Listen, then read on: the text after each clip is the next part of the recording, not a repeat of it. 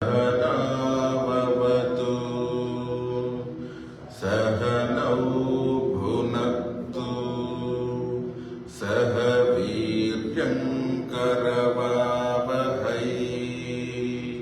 तेजस्विनावधीतमस्तु मा विद्विषावहै।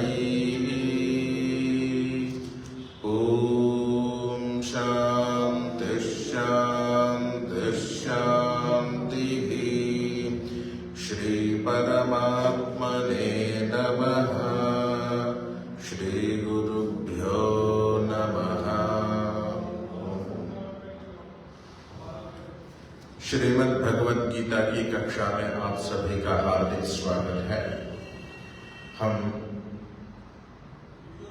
दूसरे अध्याय का प्रारंभ कल किया था।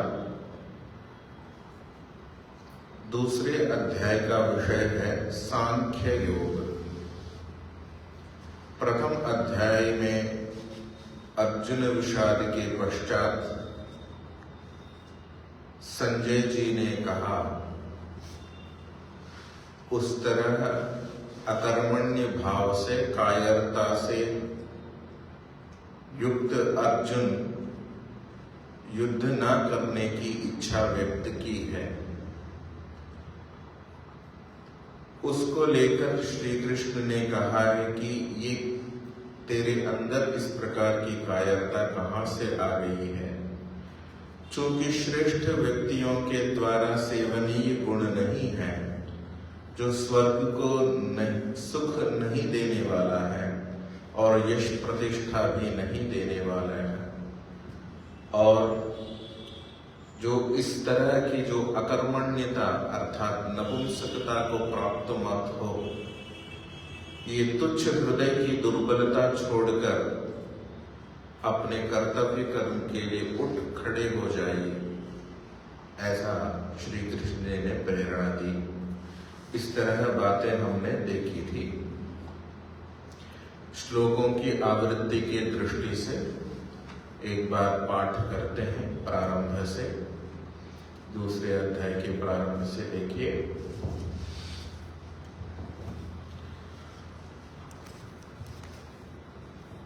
संजय उवाच तं तथा कृपयाविष्टम् अश्रुपूर्णाकुलेक्षणम्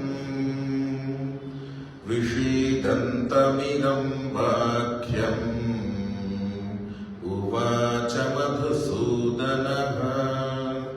श्रीभगवानुवाच कुतस्त्वाकश्मलमिदम् विषमे समुपस्थितम् अनार्यजुष्टमस्वर्ग्यम् अकीर्तिकरमर्जुन। क्लैब्यं मास्मगमः पार्थ नैतत्त्वय्युपपद्यते। क्षुद्रं हृदय दौर्बल्यम् त्यक्त्वोत्तिष्ठ परन्तप। अर्जुन उवाच कथं भीष्ममहं संख्ये द्रोणं च मधुसूदन। इषुभिः प्रतियोत्स्यामि पूजार्हावरिसूदन। गुरून् हत्वा हि महानुभावान् श्रेयो भोक्तुं भैक्ष्यमपीह लोके। हत्वार्थकामास्तु गुरूनिहैव भुञ्जीय भोगान् रुधिरप्रदिग्धान्। इस प्रकार हमने कल दूसरे अध्याय के 5वें श्लोक पर्यंत देखा था। शीघ्रता से मैं बताऊं, संजय जी ने कहा पहले श्लोक में धृतराष्ट्र से, तम तथा कृपया विष्टम अश्रुपूर्णापुलेक्षणम, अर्थात कायरता से युक्त अर्जुन, जिसकी आंखों में आंसू भरे थे, आंसुओं के कारण से दिखना भी शिथिल हो गया था, दिखना भी बंद हो गया था, ऐसे अर्जुन को श्री कृष्ण जी ने ये जो उपदेश दिया है, दूसरे श्लोक में कहा है, कुतस्त्वा कश्मलम इदम विषमे समुपस्थितम। हे अर्जुन, इस विषम स्थिति में तेरे अंदर यह कायरता रूपी प्रदूषण कहां से आ गया है? अनार्य दुष्टम, ये श्रेष्ठ व्यक्तियों के द्वारा सेवनीय गुण नहीं है। अस्वर्ग्यम, तेरे को सुख देने वाला नहीं है। और अकीर्तिकरम, जो कीर्ति यश प्रतिष्ठा दिलाने वाला गुण नहीं है, इसलिए इस कायरता को छोड़ दो। अगले श्लोक में कहा, क्लैव्यम मास्मगमः पार्थ, हे पार्थ, तो इस नपुंसकता, क्लैव्य कहते हैं नपुंसकता, यहां क्या लेंगे अर्थ? अकर्मण्यता। इस नपुंसकता रूपी अकर्मण्य दोष को आप कदापि प्राप्त ना हो। क्षुद्रम हृदय दौर्बल्यम, इस तुच्छ हृदय की दुर्बलता को त्यक्त्वोत्तिष्ठा, अर्थात त्याग करके आप अपने कर्तव्य कर्म के लिए उठ खड़े हो जाइए, हे परम तप। तो परम तप अर्थात दुष्टों को तपाने वाले को परम तप कहते हैं, जो ज्ञानवान को भी परम तप कहते हैं। आगे कहा है, अर्जुन ने इस बदले में कहा, कथम भीष्ममहं संख्ये द्रोणम च मधुसूदन, हे मधुसूदन, मैं इस संग्राम में भीष्म और द्रोण को कैसे मैं इषुभिः प्रतियोत्सामि, इनके ऊपर बाणों से कैसे वार करूं, जो कि मेरे लिए पूजार्ह, पूजा के योग्य है, आदर के योग्य है। अर्जुन का भाव इस प्रकार था, बचपन से जिनके गोद में मैंने खेला पला और जिन्होंने मुझे धनुष पकड़ना सिखाया, ऐसे दो महान व्यक्तियों के प्रति मैं कैसे बाण चलाऊंगा? तो कैसे चलाऊंगा अर्थात ये परोक्ष रूप से कहना हुआ कि मैं नहीं चला सकता। इस प्रकार करने के पश्चात अगला श्लोक है, गुरून् हत्वा हि महानुभावान् श्रेयो भोक्तुम भैक्षमपि हलोके, अर्थात ऐसे ऐसे गुरुओं को ना मारकर इस संसार में मुझे भिक्षा वृत्ति करना ही बेहतर है। यानेव हत्वा जिजीविषामः, जिनको मारकर न जिजीविषा में हम जीने की इच्छा नहीं करेंगे, तो भुंजीय भोगान रुधिर प्रदिग्धान, अर्थात ऐसे खून से सने हुए सुख भोगों को हम भोगना नहीं चाहेंगे, मैं कैसे भोग सकता हूं? तो इस प्रकार की आवेदना व्यक्त कर रहे हैं। अगला आज का पाठ यहीं से प्रारंभ होता है।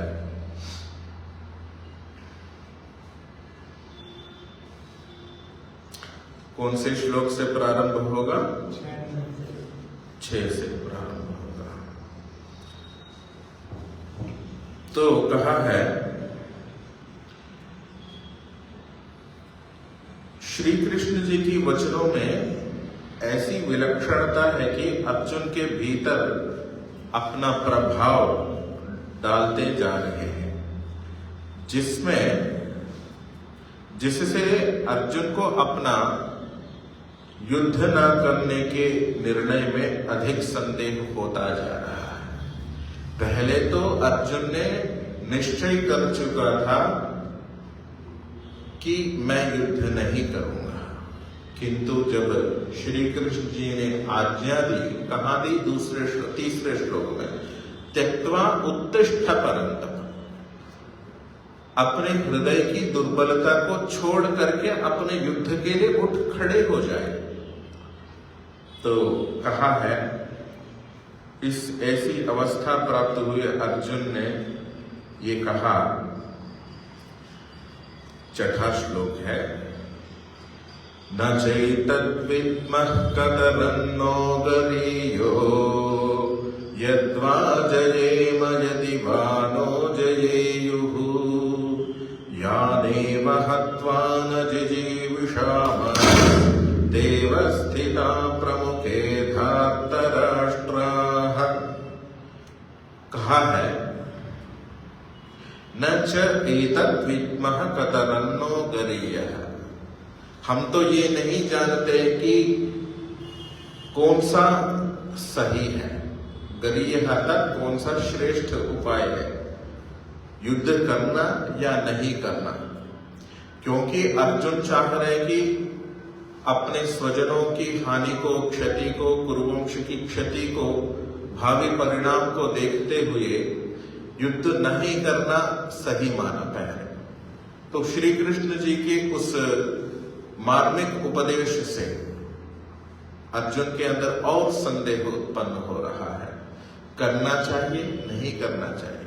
इस संदिग्ध अवस्था में ही अर्जुन अपनी भावनाओं को व्यक्त कर रहे हैं कि हम ये नहीं जानते, न च एतद्विद्मः, ये नहीं जान पा रहे हैं, नहीं जानते हैं कि युद्ध करना सही है या नहीं करना। और यद्वा जयेम यदि वा नो जयेयुः, अर्थात हम चाहे जीते या वो लोग जीते, ठीक है, युद्ध चाहे हम जीते चाहे वो लोग जीते, कौरव जीते, यानी वह हत्वान जिजीमिषामः, जिनको मारकर हम जीना नहीं चाहेंगे, ते अवस्थिता प्रमुखे, जो वे जो खड़े हैं धृतराष्ट्र संबंधी, जिनको मारकर हम तो जीने की इच्छा नहीं करेंगे, अपने सगे संबंधी पितामह और गुरुओं को मार करके हम जीना नहीं चाहेंगे। देखो वे लोग तो खड़े हैं मारने के लिए, हम तो नहीं चाहेंगे। यहां बार बार अर्जुन को यदिवा जयेम यदिवानो जयेम, अर्थात या तो हम जीते चाहे वो जीते। ये जो है ना, अर्जुन को पता है जब तक मैं हूं और मेरे साथ श्री कृष्ण जैसे मार्गदर्शक हैं तो निश्चित रूप से हम ही जीतेंगे, विजय श्री हमें वर्ण करेगी। ये जानते हुए भी उनको पता है युद्ध करेंगे तो इस प्रकार का परिणाम संभव है। ये जानते हुए भी एक संशयास्पद दृष्टि से कह रहे, चाहे हम पता नहीं युद्ध करना या नहीं करना, हम जीतेंगे या वो जीतेंगे, हमें पता नहीं चल रहा है ये कौन सा सही है। किंतु ये इतना तो पता है कि जिनको मार करके हम अपने सुखपूर्वक जीना तो नहीं चाहते, जीने की इच्छा नहीं करते हैं, ये कह रहे हैं। तो धीरे धीरे भगवान श्री कृष्ण जी के वचनों का प्रभाव अर्जुन के ऊपर असर करने लगा था। हम सभी जानते हैं देवियों और सज्जनों, कोई भी व्यक्ति कोई बात बोलता है, वो बात का महत्व उस पर निर्भर होता है व्यक्ति के महत्व के ऊपर या समय स्थिति के महत्व पर। समझ रहे मैं जो कहना चाह रहा हूं, उस बात का महत्व इस पर निर्भर होता है कि कौन व्यक्ति कब कह रहा है। अगर मान लीजिए हमें कोई शंका होती है किसी चीज को लेकर, हम किसी सामान्य विद्यार्थी से पूछ लिया, ठीक है, विद्यार्थी अपने हिसाब से जो भी अध्ययन किया है उसके हिसाब से यदि बोलता है, हम पर उतना असर नहीं पड़ता है। कभी भी आप देख लेना, सामान्य व्यक्ति यदि बोलता है वो उतना असर नहीं पड़ता है। वही बात कोई बड़े स्तर का व्यक्ति बोलता है, हम जिसके प्रति श्रद्धा भाव आदर भाव रखते हैं, तब वो उस बात का महत्व एकदम बढ़ता है, एकदम बढ़ता है। और किस प्रसंग में व्यक्ति ने बोला इसका भी बहुत प्रभाव पड़ता है। बात वही है, उत्तर वही है, किंतु व्यक्ति के आधार पर, कहने वाले व्यक्ति और समय स्थिति के आधार पर उस बात का महत्व बहुत बढ़ता है। इसलिए हमारे वचन बोलने के लिए हमारा व्यक्तित्व का असर होता है। हम किस प्रकार का व्यक्तित्व रखते हैं, व्यक्तित्व से ही व्यक्ति बनता है या व्यक्ति से व्यक्तित्व बनता है। तो हमारा व्यक्तित्व इस प्रकार होना चाहिए। अर्जुन यद्यपि सब कुछ जानते हुए भी जब श्री कृष्ण जी ने बोला कि त्यक्त्वा उत्तिष्ठ परंतप, है परंतप, इस तरह की तुच्छ हृदय दुर्बल को छोड़ करके तुम युद्ध के लिए उठ खड़े जाओ, आपके साथ मैं हूं, जो कुछ भी है वो मैं देख लूंगा, आगे विषय आएगा अपने पास। तब अर्जुन इस प्रकार की बातें कह रहे हैं। आइए आगे भी देखते हैं। तो अपने कर्तव्य का निर्णय करने में अपने को बहुत ही असमर्थ, अब अर्जुन जी का मन में युद्ध ना करने का विचार है और श्री कृष्ण जी कह रहे हैं युद्ध करो। अब थोड़े से पहले तो निश्चय था मैं नहीं करूंगा, बैठ ही गए थे वो, अब श्री कृष्ण कह रहे युद्ध करो। अब थोड़े से संदिग्ध अवस्था में, अपने आप को निर्णय करने में असमर्थ पा रहे हैं। तो असमर्थ पाने से क्या हुआ, आगे कह रहे देखिए, कार्पण्य दोषोपहत स्वभावः पृच्छामि त्वां धर्म सम्मूढ़ चेताः यच्छ्रेयस्यान्निश्चितं ब्रूहि तन्मे शिष्यस्तेऽहं शाधि मां त्वां प्रपन्नम्। कहा है 7वें श्लोक में, अर्जुन की स्थिति इस प्रकार हो गई थी कि करूं क्या। एक तरह से मेरे मार्गदर्शक मुझे अपने कर्तव्य कर्म में आगे बढ़ने के लिए प्रेरणा दे रहे हैं, किंतु मेरा मन तो कुछ और कह रहा है। तब इस दुविधा में हमें क्या करना चाहिए, अपने बुद्धि को एक साइड में रखना चाहिए। हमसे यदि बुद्धिमान व्यक्ति कोई, अगले व्यक्ति को हम बुद्धिमान मार्गदर्शक गुरु यदि मानते हैं, तो अपने मन को एक तरफा रखना चाहिए।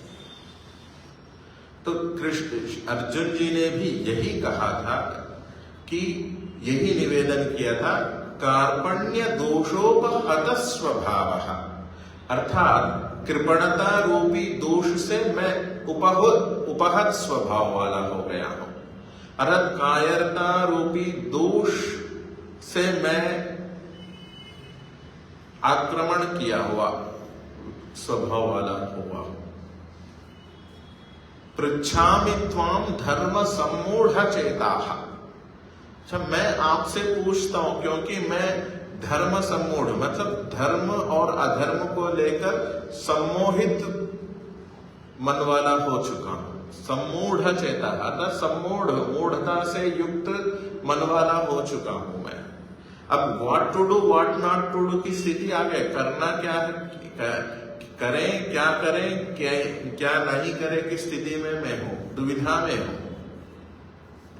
और क्या कहा, माम शिष्यस्तेहं शाधि माम त्वाम प्रपन्नम कहा है, अर्थात मैं आपका शिष्य हूं, मैं आपके पास प्रपन्न मतलब आपके पास आया हूं, इस शिष्य भाव से आपके शरण में आया हूं। मुझे शाधी अर्थात मेरा शासन कीजिए, अर्थात मेरा मार्गदर्शन कीजिए। आपने सुना होगा जब हम सभी हाथ पैर मारते हैं, अपनी बुद्धि खूब लगाते हैं या अपने सामर्थ्य पूरा झोंक देते हैं, तब झोंकने के पश्चात हमसे कुछ बन नहीं पा रहा है, तब हम हमसे श्रेष्ठ व्यक्ति हो चाहे श्रेष्ठ पदार्थ के पास जाना चाहिए। श्रेष्ठ पदार्थ कौन है? या तो गुरु हो सकता है, अगर गुरु से भी नहीं होगा तो परमात्मा हो सकता है। इसलिए ऋषि दयानंद जी ने भी कहा है, प्रार्थना तब करो पूर्ण पुरुषार्थ के बाद। पूर्ण पुरुषार्थ के बाद अपने आप को, अपनी अस्मिता को खोकर, अपने अहंकार को छोड़कर, अब मैंने खूब प्रयास कर लिया, मेरे से तो बिल्कुल भी नहीं हो पा रहा है, ठीक होने में मैं सर्वथा अपने आप को असमर्थ पा रहा हूं, इसलिए मैं आपके शरण में आया। अन्यथा शरणम नास्ति त्वमेव शरणम मम। अर्थात कोई और मेरा उद्धार करने वाला नहीं है। मैं अपने आप को सक्षम नहीं मान रहा हूं और कोई सक्षम नहीं मान रहा हूं और किसी को भी। बस सिर्फ आप ही, आपके शरण में आया हूं, आप ही मेरा मार्गदर्शन कर सकते हैं। तो कार्पण्य दोषोपहत स्वभाव, इस कृपणता रूपी दोष से मैं उपहत स्वभाव वाला हो गया और धर्म सम्मूढ़ चेतक, अपने धर्म करने के लिए मोहित युक्त मन वाला हो गया। मैं कुछ सोच नहीं पा रहा। तो शिष्य आपके द्वारा शासन करने योग्य मैं शिष्य हूं। शिष्य को शिष्य क्यों कहते पता है? जिस पर शासन किया जा सके। ठीक है, जो अनुशासन में रहे उसको शिष्य कहते। अनुशासन मतलब किसका शासन को मानने वाला है? गुरुओं का अनुशासन मानने वाला है, इसलिए उसको शिष्य कहते हैं। शिष्य शब्द ऐसे ही निष्पन्न होता है जो शासन में रहे, अनुशासन में रहे। तो अर्जुन जी श्री कृष्ण जी के उन शासन को मानने के लिए तैयार है, क्योंकि अर्जुन के पास कोई चारा ही नहीं बचा। तो शिष्य तेहम, मैं आपका शिष्य, ते मतलब आपका शिष्य हूं। शाधी, मेरे ऊपर आप शासन कीजिए, मेरा मार्गदर्शन कीजिए, ऐसा करो, ऐसे उपदेश दीजिए। माम, मुझे, त्वाम प्रपन्नम, मैं आपके पास आया हुआ व्यक्ति हूं। सब कुछ छोड़ छाड़ के, सब कुछ छोड़ छाड़ के मतलब अपनी बुद्धि को एक तरफा रखकर, अपने अहंकार को एक तरफा रखकर अब मैं एक शिष्य बनकर आपके पास आया हूं। और कहा है यत् श्रेयस्याम निश्चितम ब्रूहि तन्मे, तो जो मेरे लिए श्रेयस्कर है, जो मेरे लिए अच्छा है, वो ही निश्चित रूप से मुझे बोध कराइए, उपदेश दीजिए। अब ये देखो, दो चीजें, दो तरह की चीजें होती हैं, मैं प्रायः बोलता ही रहता हूं। एक आपने उपनिषद में सुना होगा, एक प्रेय होता है, एक श्रेय होता है। प्रेय मतलब हमें जो अच्छा लगता है, ठीक है। प्रेय मतलब हमें जो अच्छा लगता है। श्रेय मतलब हमारे लिए जो अच्छा है। इन दोनों में अंतर आप लोगों को पता चल रहा है। एक हमें जो अच्छा लगता है, हमको जो पसंद आता है, ठीक है। और श्रेय है हमारे लिए अच्छा है। तो अर्जुन के सामने दो स्थिति है। अर्जुन को क्या अच्छा लग रहा है? युद्ध ना करना, ठीक है। श्रेय क्या था? अधर्म का नाश करना, अर्थात युद्ध करना श्रेय था, ठीक है। इन दोनों में से जूझ रहे थे, इन दोनों भावनाओं से जूझ रहे थे, युद्ध करे ना करे। तब यही कहा था मेरे लिए जो अच्छा है वो बता, मुझे जो अच्छा लगा वो नहीं बता। हम क्या चाहते हैं, सामान्य जन क्या कर सोचते हैं, मुझे जो अच्छा लगता है वही मैं सुनूंगा, मुझे जो अच्छा लगता है वही पहनूंगा, वही खाऊंगा। तो जो जो भी हमें अच्छा लगता है वो हमारे लिए अच्छे हो, सही हो, ये कोई गारंटी नहीं है। शराबी को शराब पीना अच्छा लगता है, ठीक है, किंतु वो क्या उसके लिए श्रेयस्कर है क्या? शराबी के लिए शराब पीना अच्छा लगता है, श्रेयस्कर है क्या? नहीं है, अच्छा नहीं है। और हमारे लिए जो अच्छा है, हमें पसंद आए, वो भी कोई जरूरी नहीं है।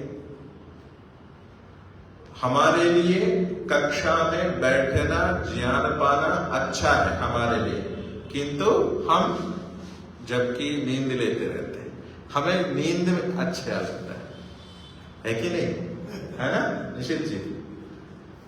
हमारे लिए ज्ञान पाना, क्लास में बैठना, आचार्यों की बात सुनना हमारे लिए अच्छा है, तो किंतु हमें आचार्य की बातें अच्छे नहीं लगते।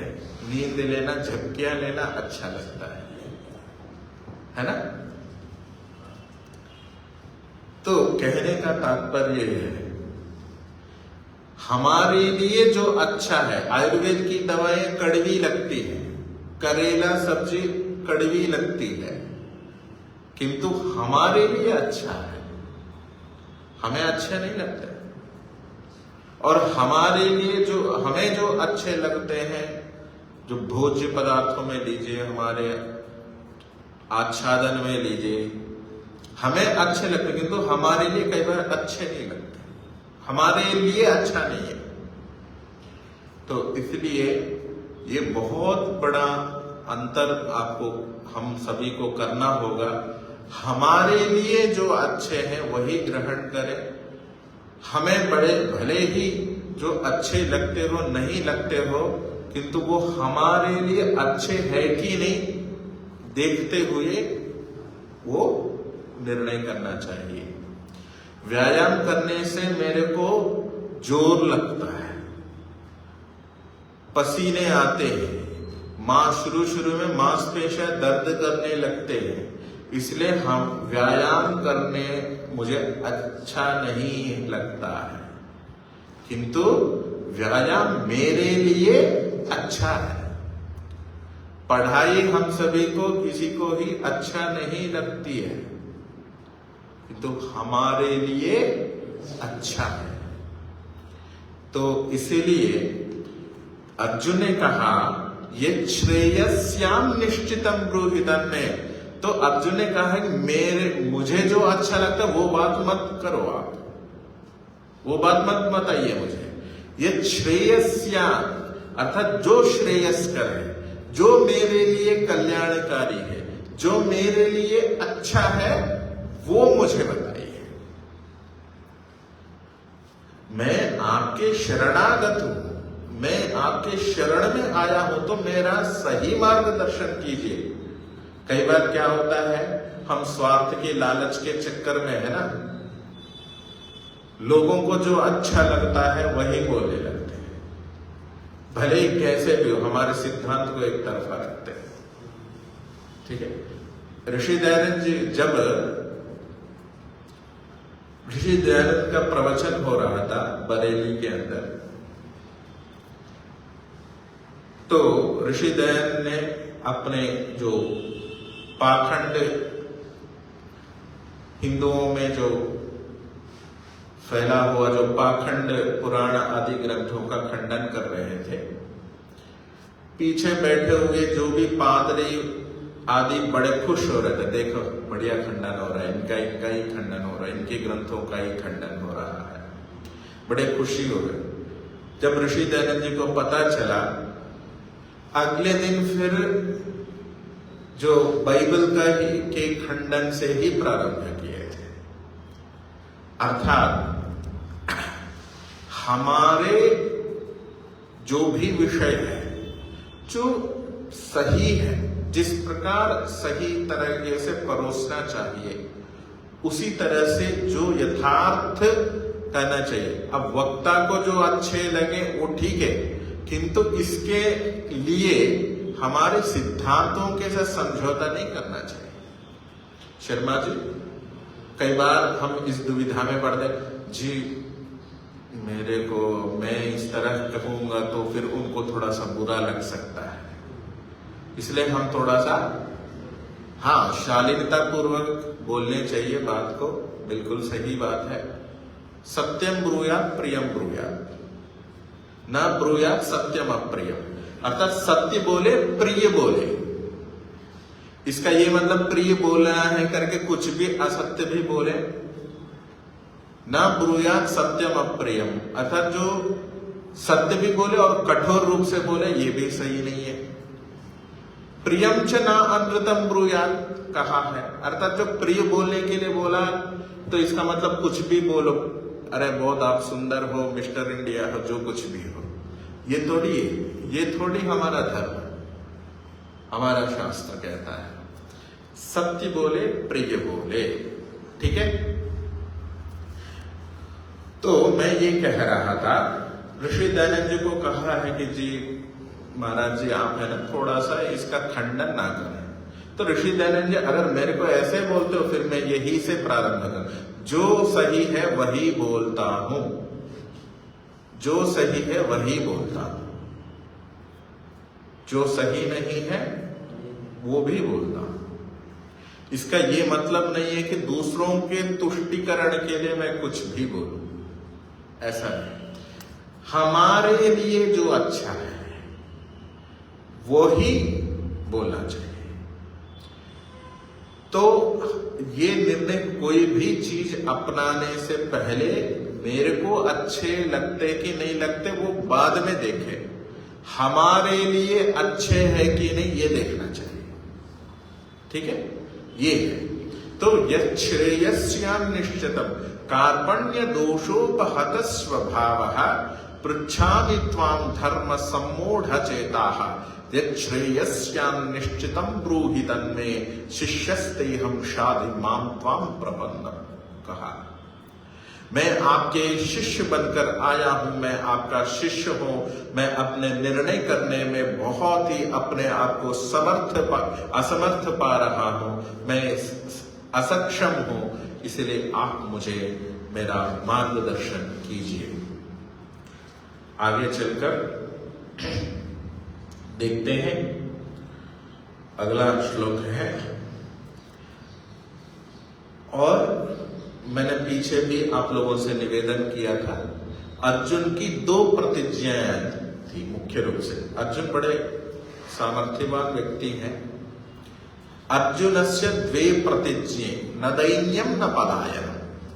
अर्जुन की 2 प्रतिज्ञाएं थी, न मैं कभी दीनता दिखाऊंगा न पलायन करूंगा। चलो दूसरी बात बाद की बात है। अब दीनता तो उनके अंदर दैन्य भाव तो आ गया था, जो कि नहीं आना चाहिए था एक क्षत्रिय के अंदर, वो भी युद्ध की स्थिति में।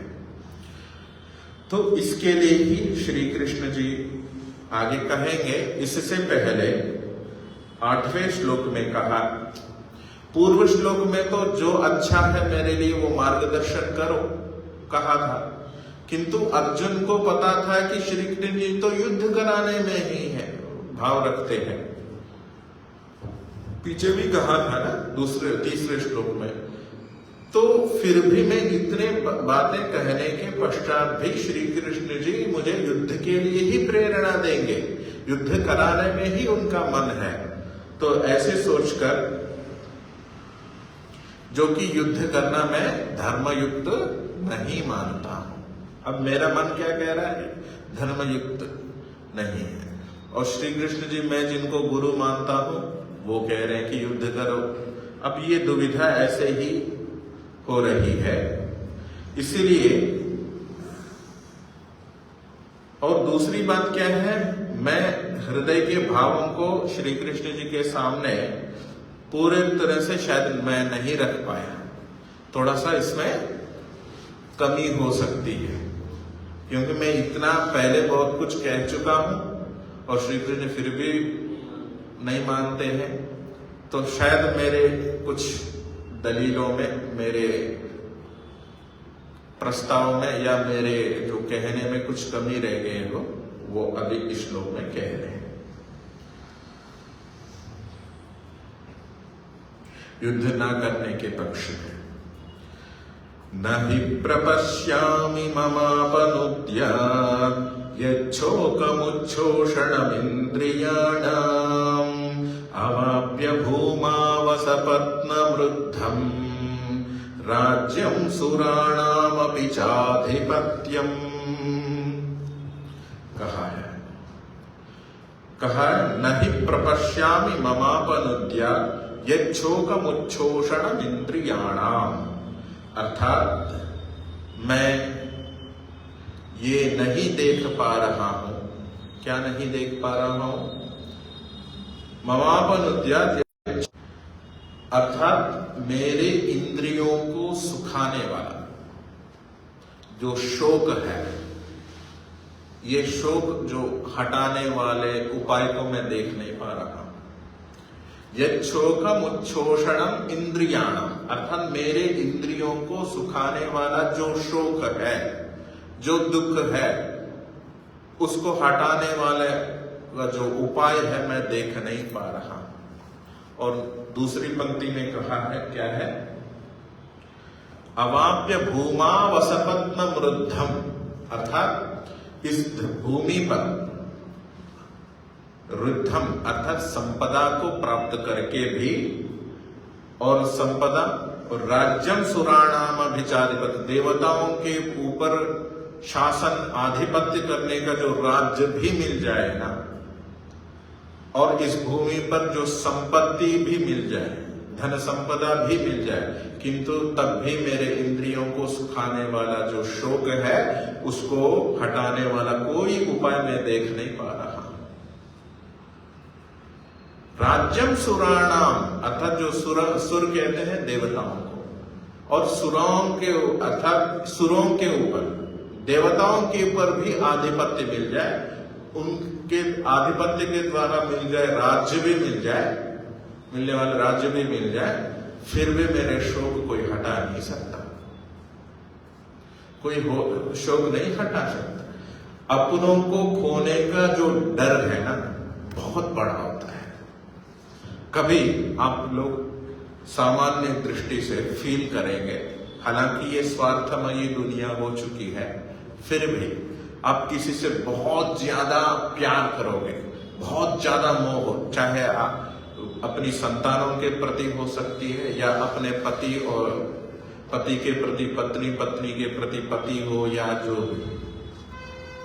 इतना मोह हो जाता है, इतना मोह हो जाता है, कोई किसी कारण से मृत्यु हो जाती है, फिर तुरंत दूसरे की भी मृत्यु हो जाती है।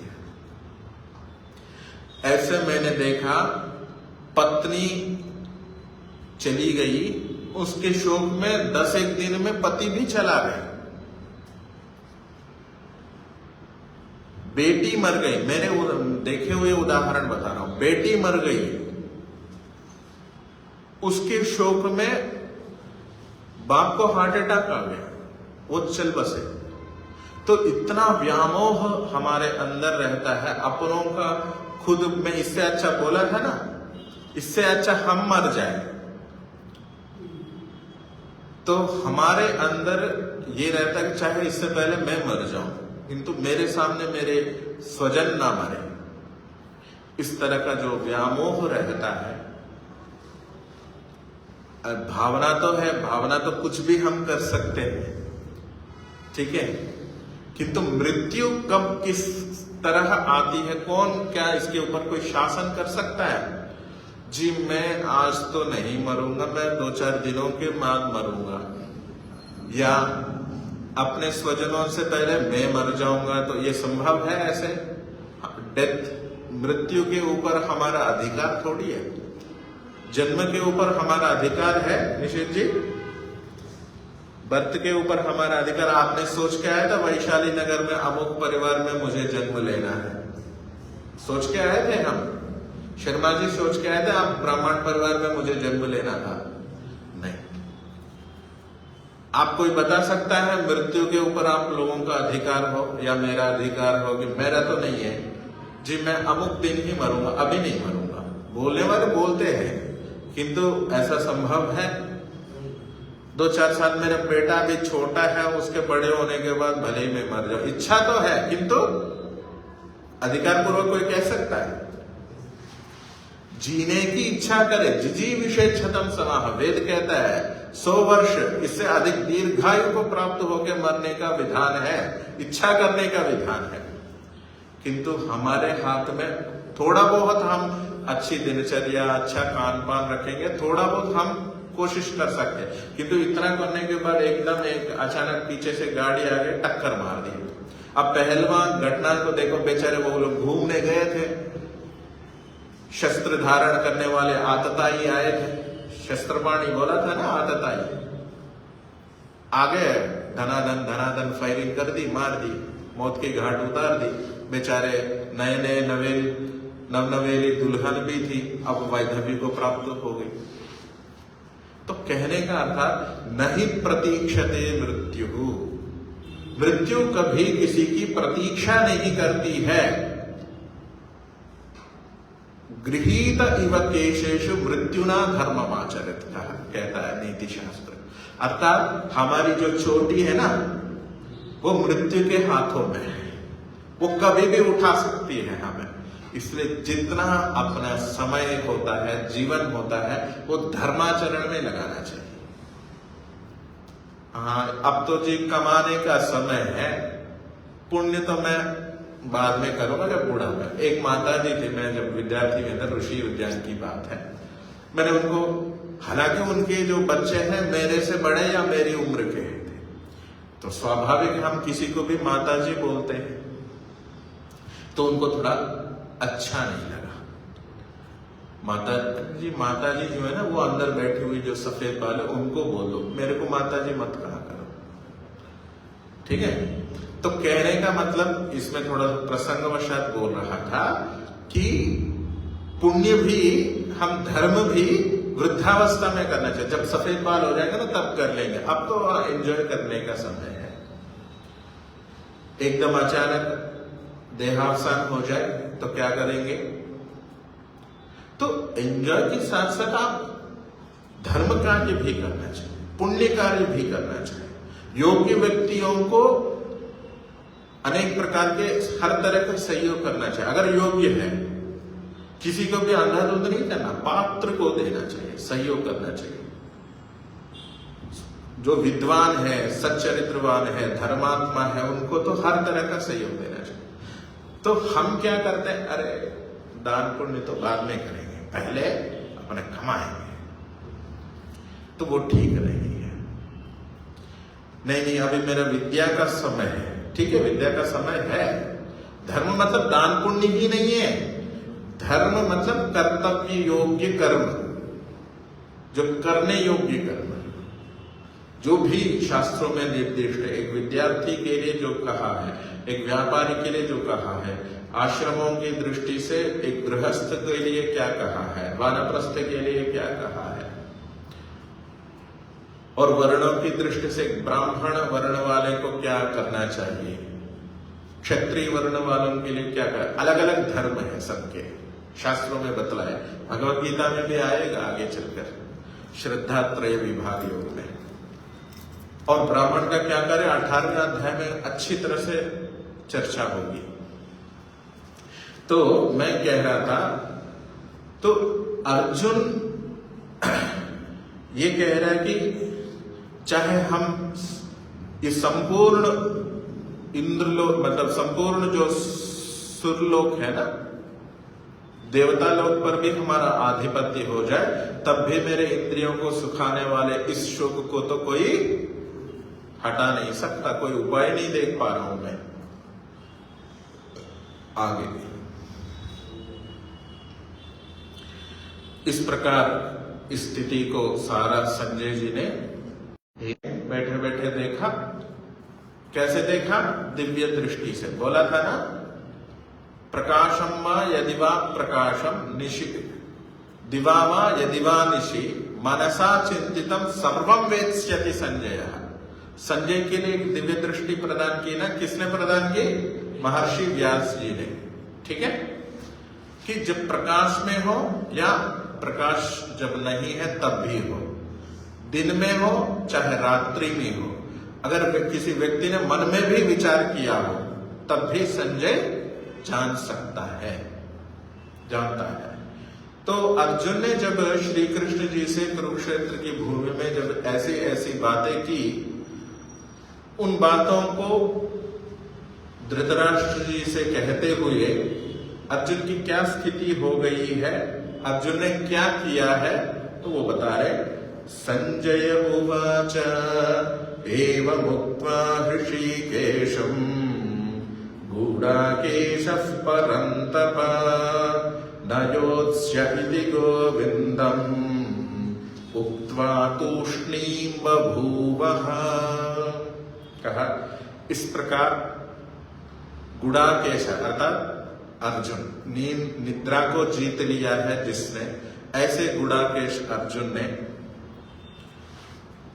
ऋषिकेशम, जो अंतर मन को, इंद्रियों को और मन को अच्छी प्रकार से जानने वाला, अधिकार में रखने वाला ऐसे ऋषिकेश को ऐसा उक्तवा कहकर, हे परंतप, धृतराष्ट्र को यहां संबोधित किया जा रहा है। हे परंतप, शत्रु को तपाने वाले हे धृतराष्ट्र,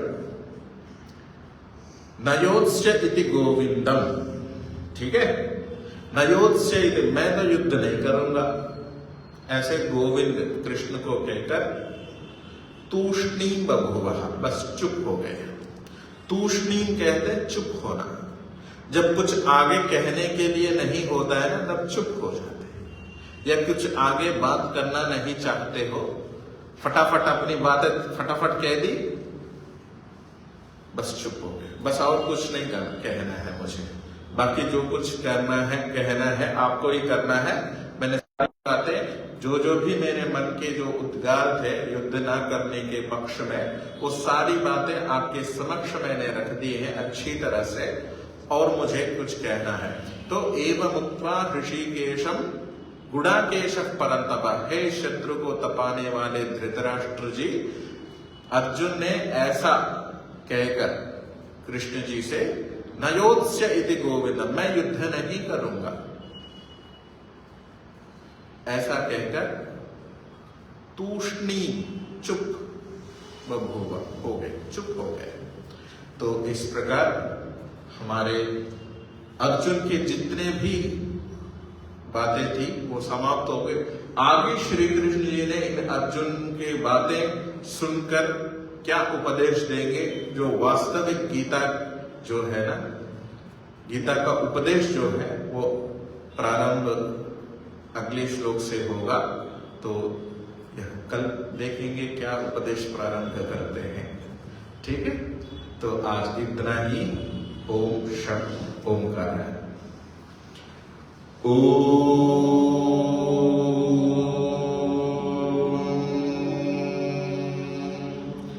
शांति शांति शांति। श्री परमात्मने नमः। श्री गुरुभ्यो नमः। ओम। सबको सादर नमस्ते जी।